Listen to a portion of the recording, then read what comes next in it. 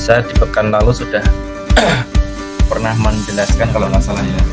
Jadi nanti kalau kita diminta membuktikan gitu ya, isomorfisme antara dua buah grup, kita lihat dulu grupnya. Jadi kalau grupnya bentuknya adalah seperti ini saja, isomorfisme antara A dengan grup B, ini tentunya dengan operasi tertentu ya ini ya. Dengan operasi tertentu ini buktikan bahwa dia isomorfis gitu. Nah, karena ini bukan suatu grup faktor, maka kita nggak bisa menggunakan teorema utama homomorfisme grup di sini. Jadi kita hanya bisa menggunakan konsep isomorfisme. Jadi apa itu isomorfisme? Jadi langkah-langkahnya kemarin itu yang pertama adalah kita definisikan dulu. Kita definisikan pemetaan dari A ke B. Sebaliknya boleh. Jadi kalau mungkin nanti Anda kesulitan dari A ke B, dari B ke A boleh. Karena kalau A isomorfis B itu nanti dia ditulis sebaliknya gini juga sama aja. Bahwa B isomorfis dengan A gitu, ya sama aja. Jadi kalau Anda kesulitan mendefinisikan pemetaan dari A ke B, Anda mau memetakan dari B ke A ini juga nggak masalah. Nah kalau sudah didefinisikan, yang kedua adalah buktikan bahwa dia homomorfisme. Ya. Buktikan bahwa F itu homomorfisme grup. Kalau sudah terbukti homomorfisme grup, yang ketiga, buktikan bahwa F itu injektif.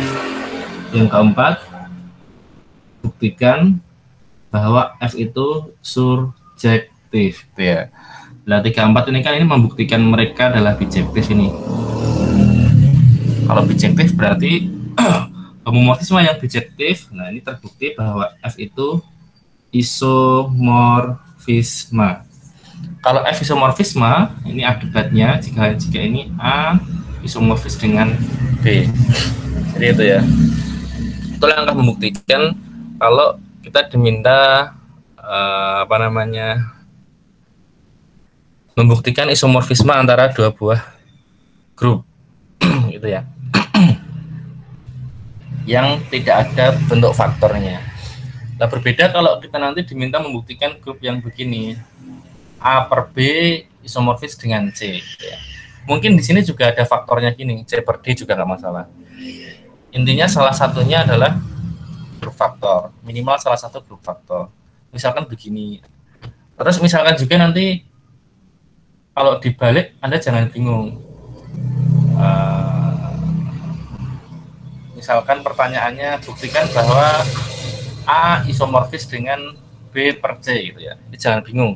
Kalau pengen nggak bingung nanti ini Anda balik dulu. Jadi yang faktor Anda taruh di depan dulu gini.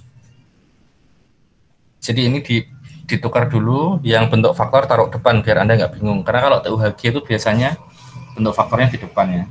Nah kalau sudah yang bentuk faktor di depan seperti ini bentuk faktornya dari depan. Nah ini juga kita sama langkahnya, yaitu mendefinisikan pemetaan dari A ke C. Nah ini bedanya. Kalau yang di sini dari grup sebelah kiri ke grup sebelah kanan. Kalau yang ini pemetaannya dari ini, grup yang atas saja ini. Yang atas, jadi grup A ini ke grup C, gitu ya. Kemudian yang kedua, sama, buktikan bahwa F itu adalah homomorfisme grup. Nah, yang ketiga, ini yang berbeda adalah dari yang kiri, buktikan bahwa kernelnya F itu sama dengan B. Jadi yang B yang bawah ini sebagai kernel. Yang keempat, buktikan bahwa F-nya surjektif.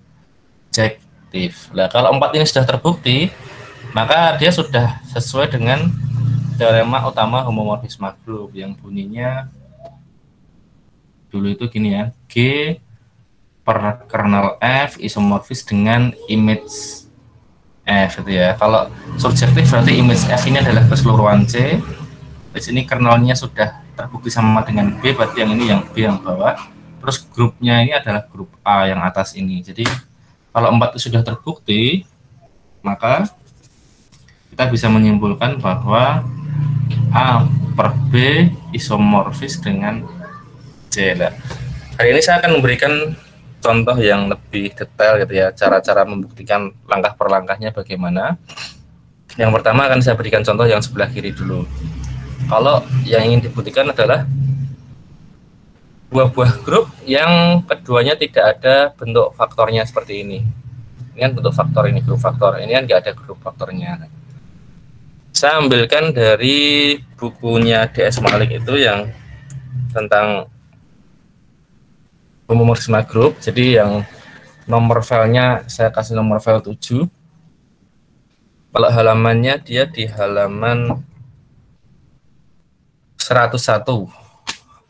Nanti kalau di tengah jalan saat saya memberikan contoh, saat saya menjelaskan, Anda ada pertanyaan langsung Anda menyela boleh, Anda boleh langsung menanyakan.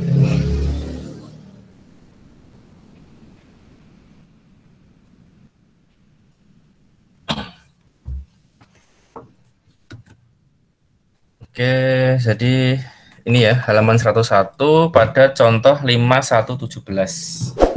Jadi 5117. Buktikan bahwa ini grupnya di sini bilangan real dengan operasi penjumlahan isomorfis dengan R plus dengan operasi perkalian. Gitu ya. Jadi grupnya yang pertama adalah grup bilangan real dengan operasi penjumlahan. Yang sebelah sini satunya adalah grup bilangan real plus. Jadi kalau besok Anda mendapati di soal itu ada R plus atau ada Z plus gitu ya, atau nanti ada apa lagi yang ada plusnya di atas kecil, itu maksudnya dia hanya memuat bagian yang positif saja, itu maksudnya.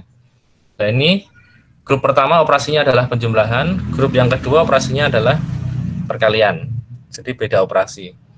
Dan dalam homomorfisme grup gak masalah, karena kemarin definisinya itu FA bintang B harus sama dengan FA bintang aksen FB, itu yang sudah sering saya ingatkan. Jadi operasi bintang di sini dengan bintang aksen di sini boleh berbeda dalam konsep homomorfisme gitu ya. Nah, bagaimana cara membuktikan ini? Kalau kita belum diberikan pemetaannya, berarti kita perlu menentukan pemetaannya sendiri. Jadi pemetaan atau fungsi dari sini ke sini itu kira-kira apa? Jadi pemetaan dari F, ini langkah pertama kan harus menentukan pemetaan dari bilangan real positif itu apa ya gitu kira-kira. Nah, kalau di buku ini, di contoh ini kebetulan sudah diberikan pemetaannya. Tapi seandainya belum, kita sebenarnya bisa berusaha mencarinya sendiri. Jadi tinggal kita lihat di sini, oh ini grupnya adalah bilangan real, ini adalah bilangan real dengan operasi penjumlahan. Terus, ini yang masalahnya. Satunya adalah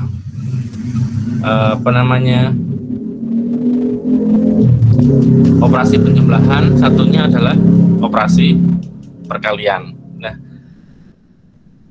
pemetaan yang pas itu kira-kira apa sih gitu ya. Jadi kira-kira kalau kita punya sebuah elemen bilangan real di sini, yaitu A gitu,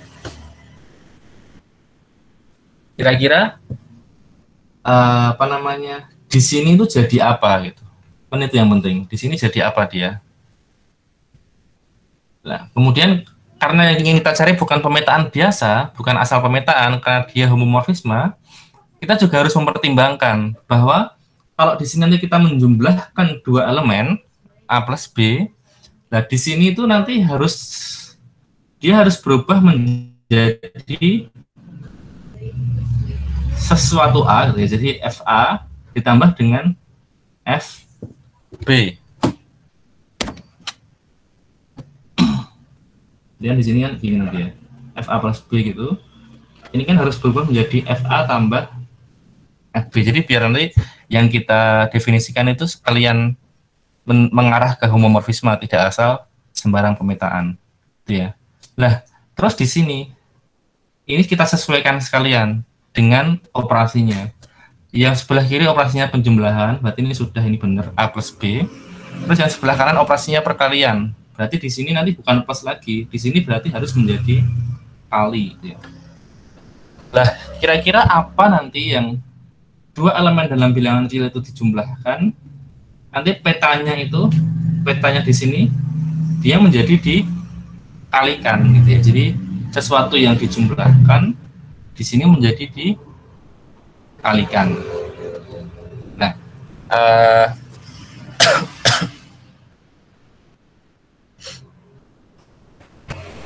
yang kalau yang diberikan di ini ya, yang diberikan di bukunya di S. Malik itu, maka dia diambil ini. Setiap elemen A ya dalam bilangan real ini kita menggunakan fungsinya adalah fungsi eksponensial. Jadi dia akan menjadi E pangkat A. Ya. Ini karena harus berkaitan dengan tadi penjumlahan di sini berubah menjadi perkalian di sini. Kenapa? Karena kalau kita punya penjumlahan di sini, hasil petanya jumlahan eksponensial, jumlahan dari pangkat ini, pangkat eksponensial, itu nanti hasilnya akan sama dengan perkalian antara dua eksponensial itu, gitu ya. Jadi gini, kalau A kan ke B, jadi kalau ini kita tulis ke dalam bentuk fungsi, kan berarti gini ya, FA itu sama dengan E pangkat A. Nah, nanti kalau kita punya jumlahan dua buah elemen di bilangan real, kan nanti petanya berarti menjadi E pangkat A plus B, gitu ya. E pangkat A plus B. Nah, sedangkan E pangkat A plus B itu sifat perpangkatan ya, sifat perpangkatan jumlahan dua buah pangkat itu bisa kita jabarkan begini kan, E pangkat A dikalikan E pangkat B, gitu ya. Jadi apa namanya, hasilnya di sini ini menjadi perkalian, di sini dia penjumlahan, di sini dia menjadi perkalian.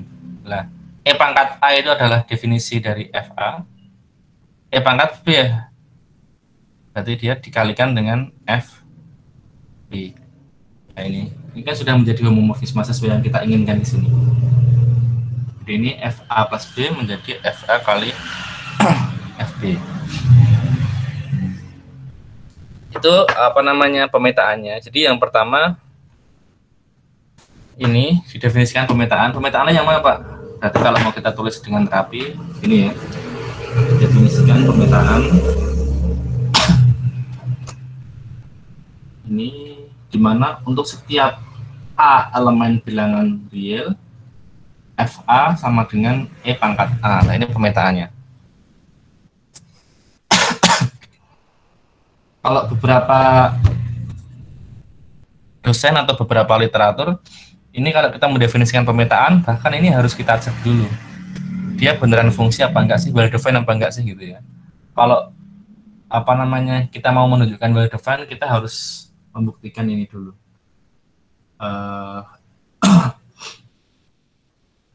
Untuk setiap A dan B elemen bilangan real gitu, nanti jika A sama dengan B, maka FA harus sama dengan FB. Jadi supaya ini benar-benar jadi fungsi, jadi well defined ya.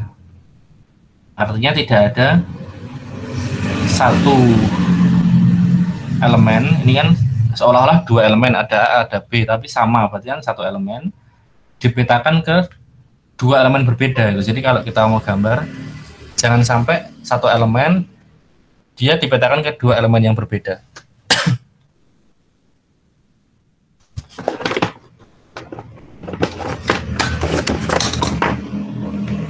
Baterainya habis, sebentar.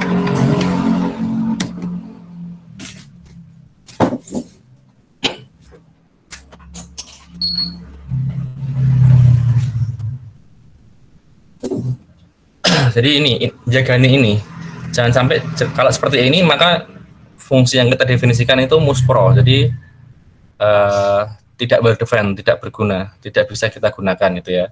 Jangan sampai seperti ini. Jadi ini harus sama dengan, kalau di sini domainnya sama, maka di sini ya harus sama. Sama itu berarti kalau nyabang ini sebenarnya keduanya sama. Berarti sebenarnya dia adalah satu elemen juga. Itu.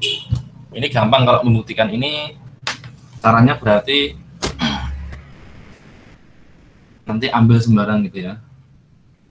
Ambil sembarang A dan B elemen bilangan real itu dengan kita asumsikan sejak awal bahwa A sama dengan B gitu ya. Kemudian perhatikan bahwa FA itu definisinya adalah E sama dengan A. Nah, karena di awal kita sudah mengambil dua elemen yang sama, A sama dengan B, maka E pangkat A itu sama dengan E pangkat B. Sedangkan E pangkat B itu definisi dari FB, gitu ya. Nah, maka ini dengan mengambil A sama dengan B, terbukti bahwa ini FA sama dengan FB. Jadi F yang kita definisikan itu dia well defined, gitu ya, terdefinisi dengan baik. Itu cara membuktikan well defined. Dulu harusnya sudah pernah diajarkan di logika matematika dan himpunan ya. Ini yang pertama, langkah pertama kita adalah mendefinisikan fungsi yang well defined gitu ya. Jadi ini fungsinya tadi ini. Kalau sudah, langkah kedua kita adalah membuktikan bahwa pemetaan atau fungsi yang kita definisikan itu dia suatu homomorfisme grup. Saya hapus dulu ini, saya masuk langkah yang kedua.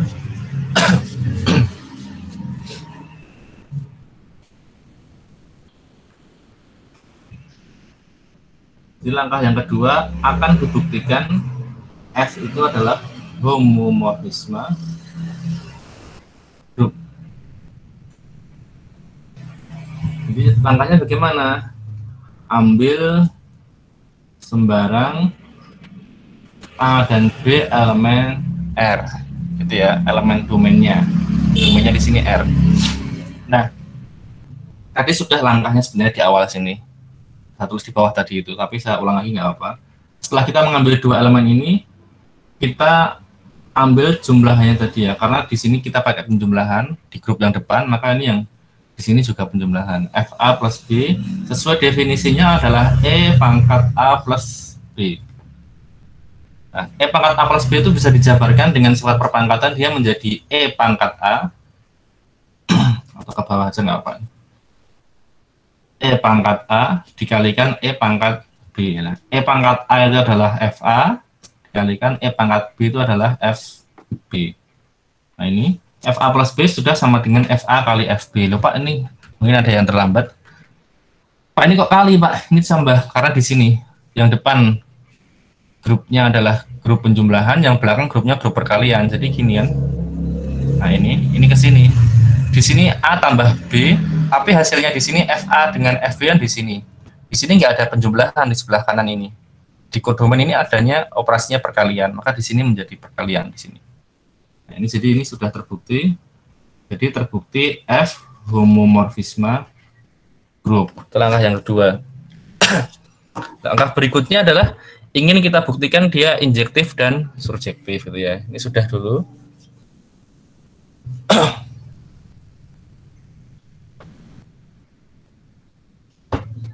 Langkah yang ketiga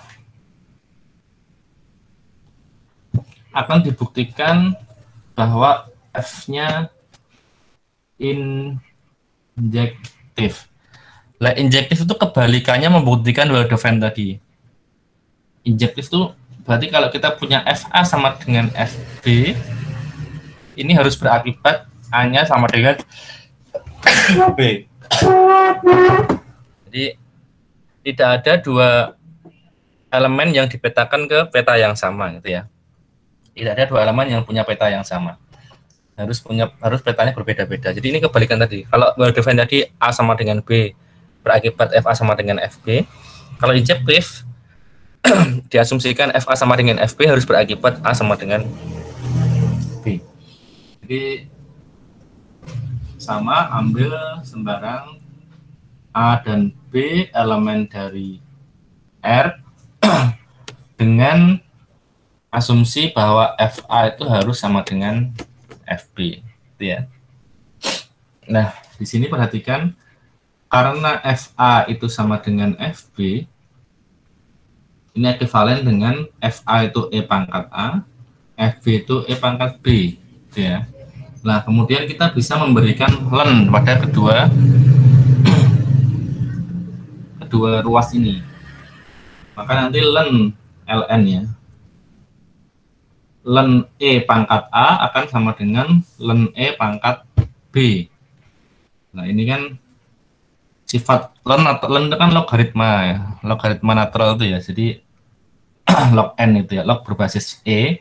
Jadi sifat logaritma itu A pangkat di sini itu menjadi pengalian ya. A kali len E sama dengan B kali len sorry. Nah, ini sama-sama kali len E-nya bisa kita bagi gitu ya, habis. Maka dia akan berakibat A sama dengan B. Nah, di sini ini sudah sesuai dengan definisi injektif ini. Jadi yang awalnya dari FA sama dengan FB berakibat A-nya sama dengan B. Jadi terbukti bahwa F-nya injektif. Itu cara membuktikan injektif. Kalau sudah, langkah terakhir adalah membuktikan bahwa dia surjektif, gitu ya. Bisa hapus lagi. Surjektif itu definisi pengertian sederhananya saat Anda dulu di SMP atau SMA, mana sederhananya adalah kodomain harus habis. Maksudnya semua elemen di kodomain harus punya kawan di domain, harus punya prapeta itu ya. Itu makna sederhana dari surjektif. Ben gampang-gampang ngiling-ngiling. Nah, karena kodomain harus habis, kodomain itu kan di elemen dari R plus ya. Berarti kita ambil sembarang katakanlah di R plus, misalkan kita ambil pakai notasi B gitu aja. B elemen bilangan real dengan bilangan real yang positif. B elemen himpunan bilangan real positif ya. Nah, setiap kita punya B di dalam bilangan real positif, maka kita akan memiliki logaritma natural. Langsung pakai len aja saya.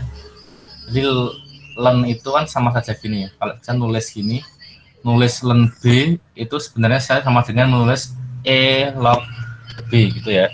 Jadi basisnya kalau masuk ke log kan jadi len ini. Jadi itu Anda nggak usah bingung lagi, saya tulis len gitu aja ya. Kalau B itu elemen bilangan real positif, maka len B itu elemen bilangan real pasti. Karena B positif, yang penting kan kalau semua elemen real positif itu dia bisa kita ini ya, cari lognya atau lennya. Itu ya. Nah, setelah itu kalau ini sudah elemen bilangan real kan berarti yang depan ini. Grup yang depan. Maka len B ini bisa kita masukkan ke F, jadi bisa kita petakan oleh fungsi F. Jadi F len B itu akan sama dengan apa? Sesuai definisi F-nya, dia adalah E pangkat len B, gitu ya. E pangkat len B.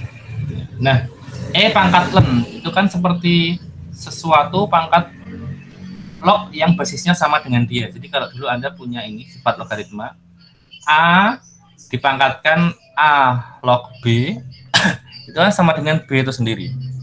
Ini sifat logaritma, perpangkatan, sifat akar itu kan Anda sudah mendapatkan waktu kelas 10 di SMA dulu ya. Jadi kalau Anda punya basisnya ini, basis dari perpangkatannya ini sama dengan basis dari lognya di sini. Kemudian di sini adalah log B, maka tinggal B saja di sini. Ya. Begitu juga dengan yang ini. Yang E pangkat ini, len itu kan di sini basisnya kan logaritma basis E. Jadi E pangkat E log B, ini tinggal B saja gitu.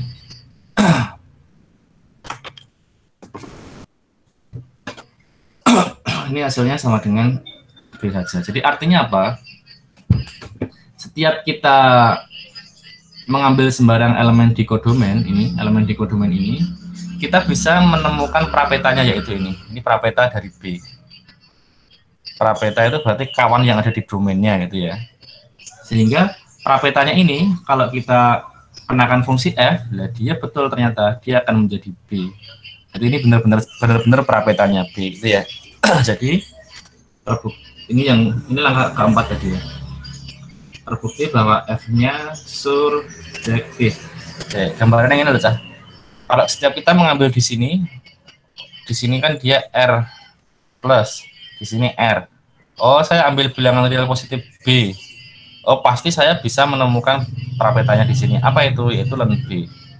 Len B itu pasti akan dibawa ke B oleh fungsi f. Saya mengambil C, ya pasti nanti di sini adalah len C. Pokoknya setiap mengambil elemen bilangan real positif, kita bisa menemukan prapetanya di sini.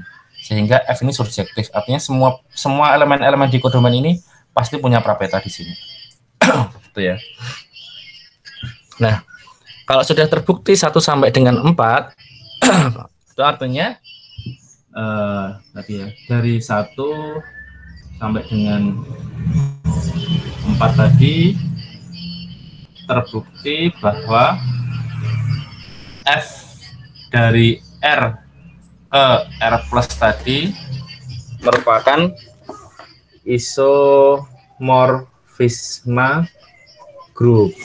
Dengan